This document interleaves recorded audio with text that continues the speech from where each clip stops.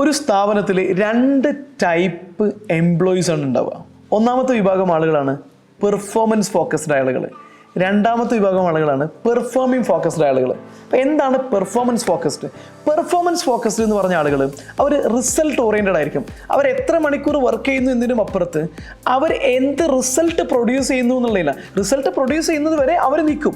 അത് റിസൾട്ടിലേക്ക് ഫോക്കസ്ഡ് ആയിരിക്കും. ഇപ്പോൾ സെയിൽസ്മാൻ ആണെങ്കിൽ സെയിൽസ് ക്ലോസ് ചെയ്യുന്നതിലേക്ക് നിൽക്കും. മറ്റ് പെർഫോമിങ്ങിലുള്ള ആളുകളുണ്ട്. ഇവർ 9 മണിക്ക് വരും, 5 മണിക്ക് പോകും. ഇതിനിടയിൽ അവിടെ കുറേ എന്തൊക്കെ കാട്ടിക്കൂട്ടും. അതിനവർ ശമ്പളം ചോദിക്കും. അത് ഒരു മാസം വർക്ക് ചെയ്തു, ഇത്രയും മണിക്കൂറുകൾ വർക്ക് ചെയ്തു എന്നതിൻ്റെ അടിസ്ഥാനത്തിലാണ്. അപ്പോൾ ഈ പെർഫോമിങ്ങിൻ്റെ ആളുകൾ 4:30 ആയി കഴിഞ്ഞാൽ വാച്ച് നോക്കാൻ നിൽക്കും. 4:30 ആയി, 5 മണിയാവാൻ പോകുന്നു.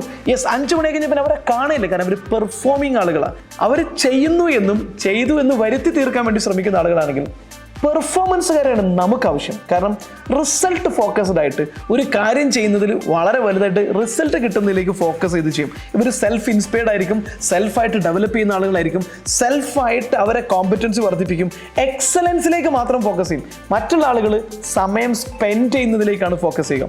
So these are the 2 people